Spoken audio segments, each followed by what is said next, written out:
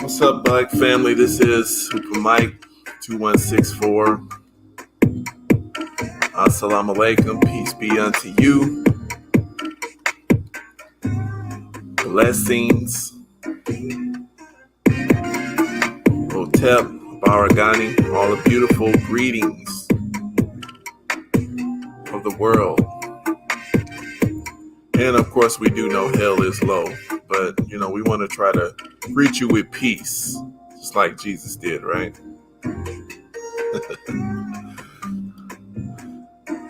Y'all let me know y'all in, or make a comment, press the thumbs up button. Please share the message. I try to make real quick messages because I know a lot of times we don't have much patience. And also with myself, I try to get it to where that I can train myself on how to speak the message a little clear and to the point. So right here, as you see on our topic, I want to get into agents. And agents is really based on, what you're dealing with here. And, all of us are agents of something. If you think about it, everybody's an agent of something. And, we need to be clear on where people are coming from. If you are aligned with the organization, if you're aligned with a particular cause, if you're aligned with a group, then the guiding light of that group and the objectives of that group should be aligned with your actions or within your alignment for your life, right? So there are some people that get involved with groups for various reasons. Now, this is where we get into agency. I mean, this is what you're trying to do, okay? And if you look at my thumbnail, that little picture there, you see Malcolm X. He's with someone named Gene Roberts. Now, so what ends up happening here is when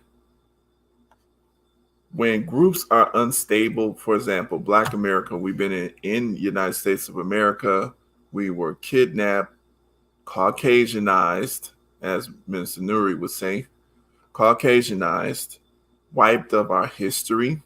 We were uprooted, made to hate ourselves, made to want to be completely unlike who we are.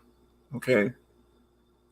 So since that's true, and throughout the enslavement process, the breaking down process, and then the resistance and us getting to the point that we're at, it shows that in order for Black America to have a success and to be equal in the world and respected, excuse me, in order for Black America to be equal and respected in the world, we're going to have to, we can't align our principles and our, we can't align our actions with the actions of white America because they have a totally different agenda.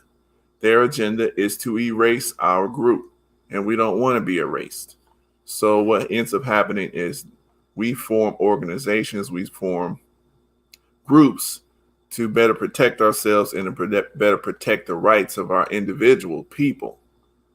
And it's been in the interest of some white Americans and the government of the United States to try to break up and disrupt our groups and disrupt our institutions.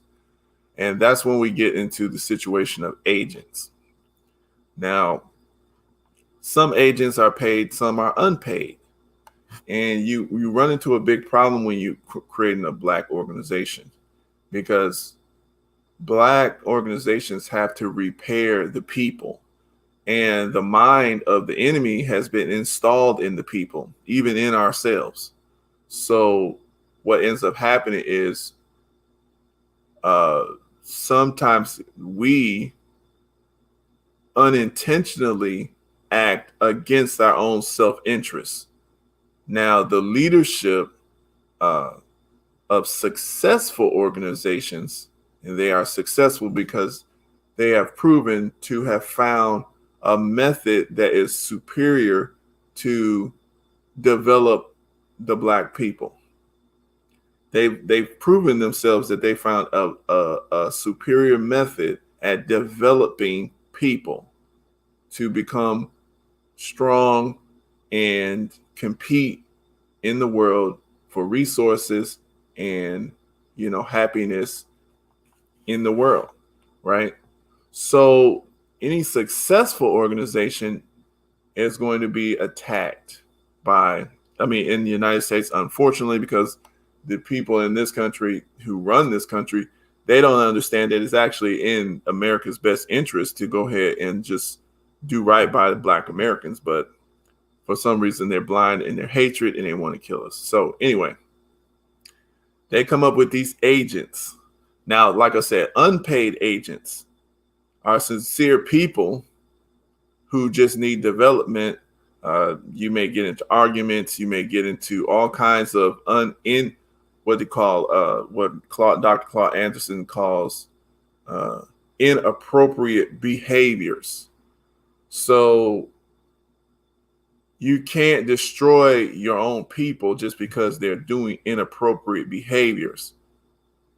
You have to try to teach them, and maybe you have to separate yourself from them and leave them alone, if depending on the level of inappropriate behavior that they're doing. But you can't, because especially if these people believe that they're doing the right thing for themselves.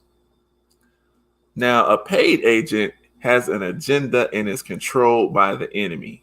And the enemy is, is someone who want to actually annihilate the entire cause of the group. And the cause for black groups is freedom, justice, and equality for black people in America. Freedom, justice, and equality for black people in America and in the world. Now, if you want to annihilate that, then we can't allow that, see? And what ends up happening is these people get paid and they pretend to be aligned with the organization, but what ends up happening is when they are told they can provoke or they can sabotage. They can provoke or they can sabotage. And so this is the reason why we have law. And that's the good thing about having law. Let's see here. And I just want to show. And now here with the Nation of Islam, and this is why the Nation of Islam is pretty successful. Let's see here. Let's share my screen. I think I can do this here. All right.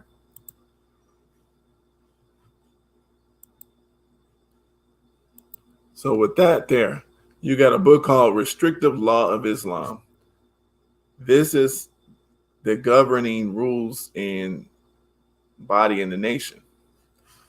And so this allows us to kind of see, if you follow this law here, then, the objectives of the organization, the objectives are going to get met, whether you're an agent or not. So the agent, if they want to come inside and operate in an organization like the Nation, they have to kind of line themselves up with that, meaning they have to do some of the work of the organization. So in effect, we end up using the government agent to do some of the work. Okay, so that's good. But at a certain point, when they're told, depending on the objectives of their handlers, they have to, kind of change up from this. And so that's kind of where I'm going. And so, I just want to go play a couple clips here. I just want to see something here. I think I'll play this one first. His name is Dothard Perry, also known as Ed Riggs, also known as Bill Perry, also known as Othello. How were you paid? The pay was always in cash. Cash, and you would sign a card. It would go like this. A rendezvous or a drop-off point would be picked out either by yourself or the agent. You would meet the agent there. Usually it would be in a vehicle. You get in the vehicle, he would hand you the money. He would tell you first to count the money. He would tell you the amount while you counted it. If the amount was there, he would then bring out a card. On that card would be for the week of such and such. In other words, the week was dated. So-and-so has been paid the amount of. Then you would sign the card, and then the agent would sign the card. The reason for this is that if all of a sudden the IRS became very interested about where you were getting all this extra money from, you could always tell them to go back to the Bureau, and the Bureau would have your cards on file. All right, so right there, I'm going to stop it there. Now, there's other stuff to this particular video. This guy's Dothard Perry. He was an agent in the Black Panthers over in San Francisco in the 60s, and he betrayed a lot of people. I guess I can go a little bit more because I want to get to the part where this is a agent who is trusted. This guy, he wanted to ingratiate himself with the people that he worked with. But the thing is, the point on that clip is the agent, one sign of the paid agent, they're not treated normally. They're not treated like normal people because they're got to get paid, right? And sometimes they're not going through some of the same stuff, and that's just a little sign there. It's not always true, but it's a little sign. I want to get to the part where people into black cultural things met, and Will Heaton used to meet me there. Huntu, Hintu, these words, the African continuum. I learned that from an agent. He ran skills that we probably would overlook. Will Heaton used to meet me in culture, African Will culture. Heaton was his handler. Afro-American culture. Tell me about some of the cultural organizations that you infiltrated and what you did. PASLA, Mafunde, Watts Writers Workshop, which they had. The Watts Writers Workshop? Yes. Watts Writers Workshop, which was one of the oldest established black writers workshop. That place was burned down. Yeah. The Bureau had it burnt down. How do you know that? I know because I participated. I did the arson. You burned down the Watts Writers Workshop? Yes. Why did they want it to go? At the time, funding had been cut to the workshop, had been cut out, but it looked like there was a possibility of a grant being given back to the workshop.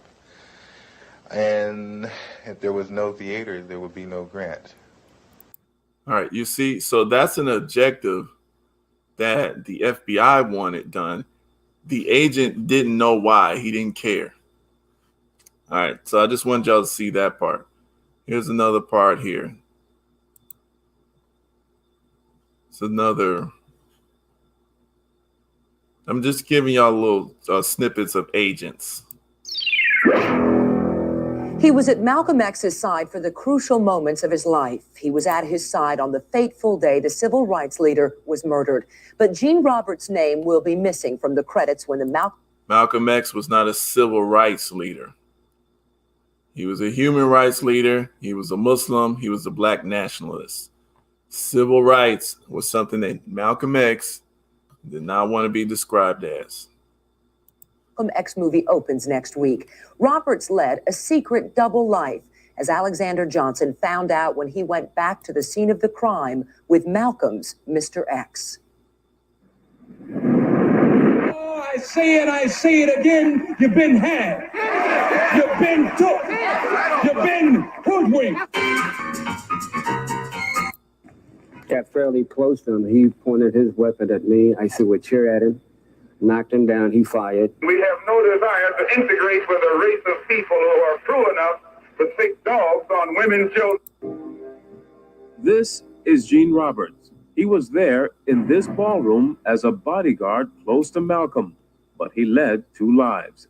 2 ran right by me.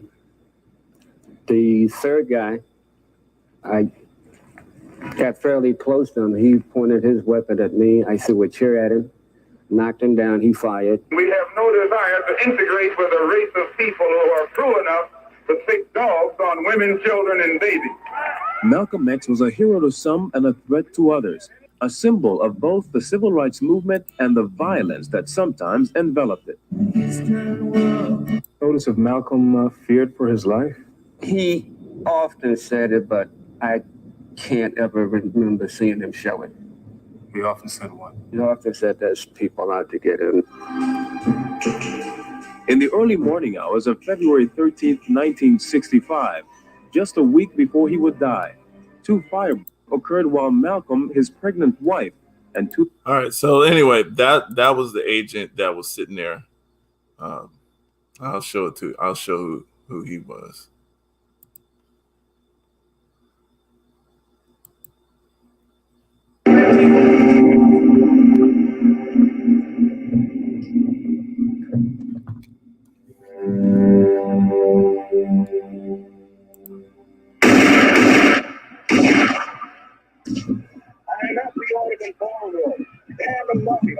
See, that's him right there. That's Gene Roberts. Malcolm was not dead yet. So Malcolm right here, he's standing over Malcolm. He's not dead. That's Gene Roberts. That's an FBI agent. They set this up so we need to understand that. So we need to stop talking about, the Nation of Islam killed Malcolm. To plead here.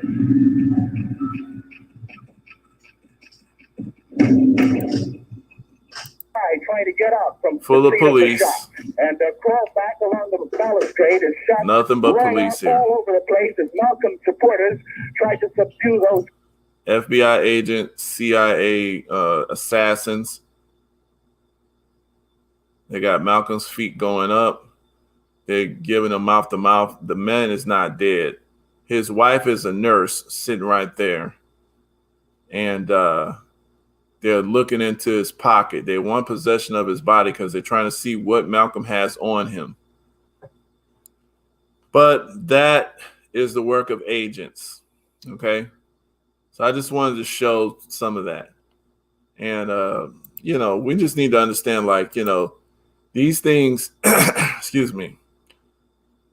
And I want to show this too here. Hold on a second here.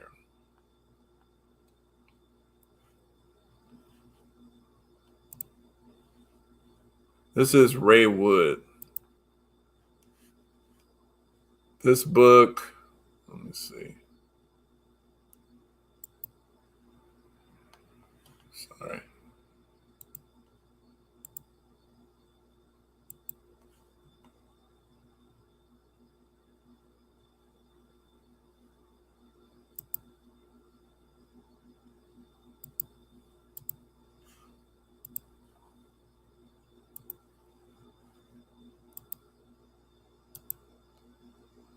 All right, so this book here, everybody should get that book right there. This was another one of the agents right there. Confessions of a Black NYPD Cop in the Assassination of Malcolm X.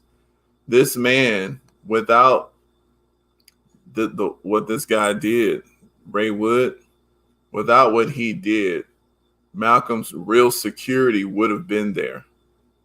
And his real security would have prevented those security lapses in, his real security would have prevented those lapses. And that's the thing about agents. They get in there. What Ray did. Let's see if I can get to the point. Now, Raywood, he sat there. They wrote this book. I mean, they humanized Ray, but Ray was a coward here. But he. Let's see here. I'm gonna try to get this done real quick.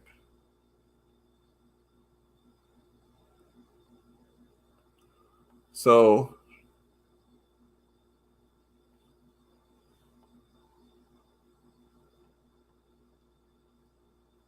all right. So basically, Malcolm X was dead. Ray had a part in it.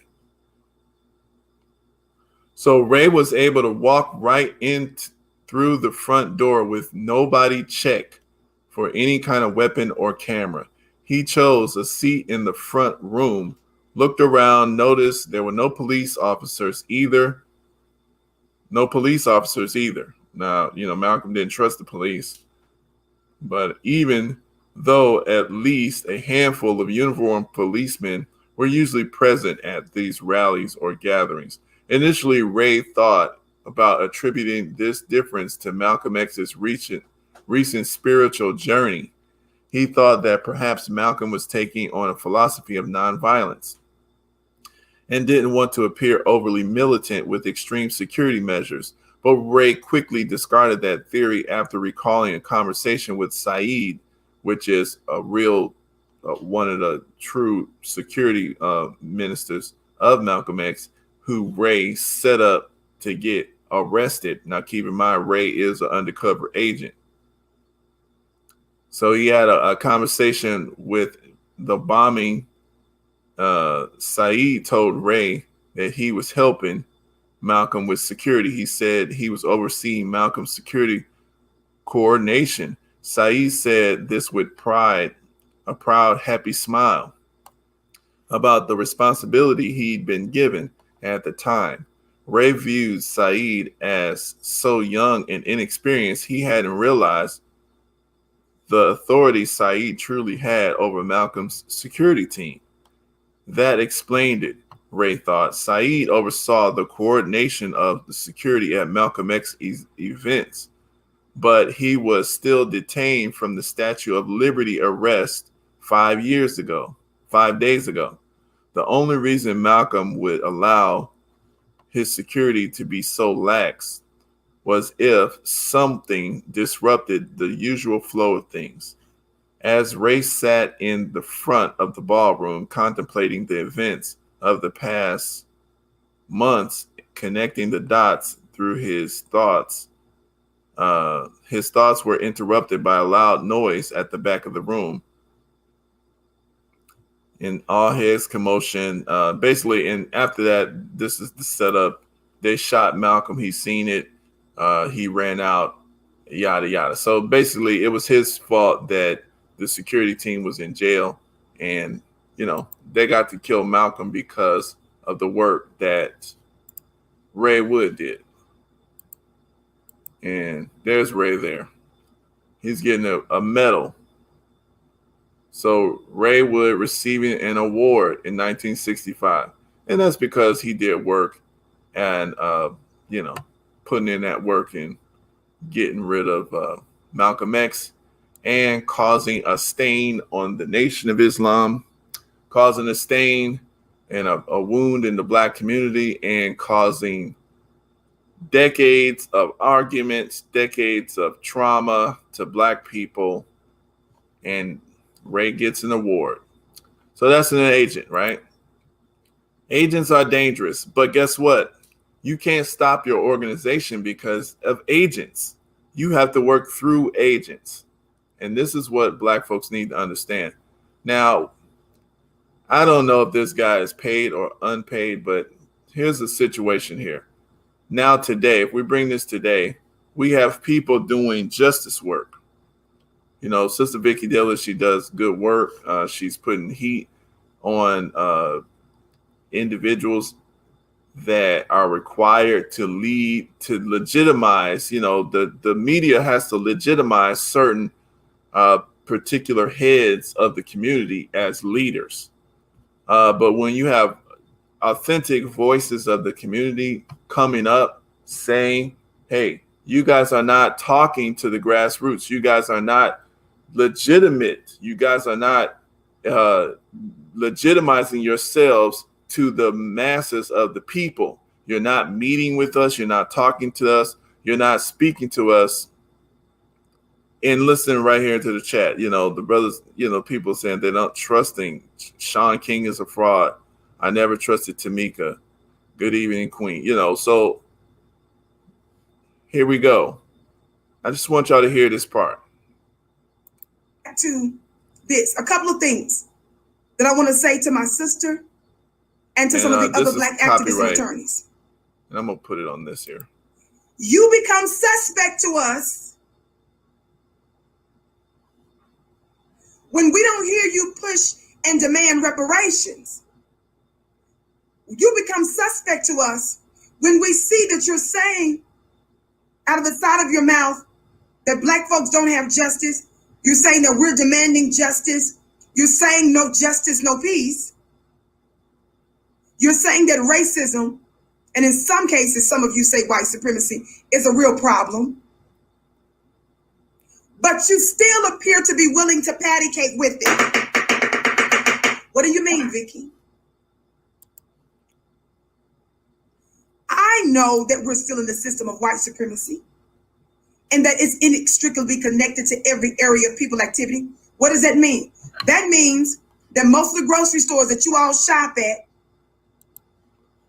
has a white supremacy. So on Twitter here, you got this brother here that was kind of harassing Sister Vicki, and he looks like he's a FOI. And just looking at him, it looks like he goes around. He's got a business over there in Chicago.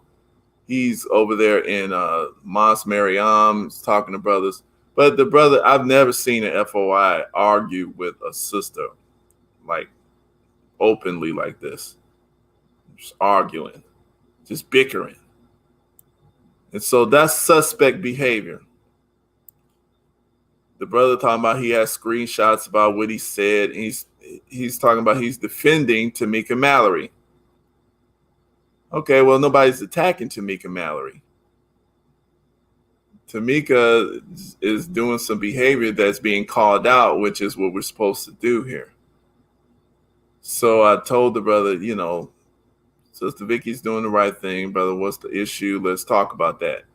So the brother gets kind of, you know, the brother's getting kind of, you know, getting kind of disrespectful with his questions. He's making suspect comments. And anybody that knows this brother, you know, just have a conversation with him if you can over there in Chicago, if you know him, Brother Aaron. I mean, just looking at his timeline, I'm sure he's just hard. He's something to deal with in person. He's interesting to deal with in person. I'll say it that way. But yeah, this is interesting here. So, I mean, really and truly, I think I'm end this stream off. But we need to understand that. I just wanted to put that out there. We need to understand that agency, we have to align ourselves up. This is probably the most suspect comment that I've seen here. Let's look at it. You will not be able to stay home, brother. You will not be able to plug in, turn on, and cop out. You will not be able to lose yourself on Skag and skip out for beer during commercials because the revolution will not be televised. Hold on a second here. The revolution will not be televised. The revolution will not be brought to you by Xerox in 4 parts without commercial interruptions. The revolution will not show you pictures of Nixon blowing a bugle and leading a charge by John Mitchell. All right, so let's look at this. Now look at this here. Brother Aaron says, atonement is not my objective, it's God's objective. What is a Muslim, everybody? A Muslim is one who submits his will to do the will of Allah. So if the brother's saying atonement is not my objective, it's God's objective, I think there's something wrong with that. So he's claiming he's trying to save Sister Vicki from God's law of cause and effect, and you reap what you sow. Well, he's talking about backbiting and slandering. He never proved any of these claims, and I gave him plenty of time to prove those claims. The brother will not even answer if he was not an agent of the enemy.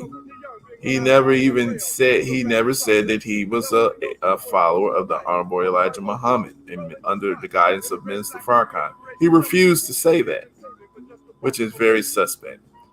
So, I just let it be known. The people were calling the brother out for his inappropriate behavior. The people in just looking at this here. So I'm looking at, sometimes it's, to put a smear on the name of the nation when brothers or people either are just acting inappropriate because because they really believe in what they're doing, or they're acting inappropriate on purpose because he seems to protect Sean King, Tamika Mallory. He protects, he doesn't stick up for black people, but this is Nation of Islam brother. And it's interesting. So people have different reasons why they would join something.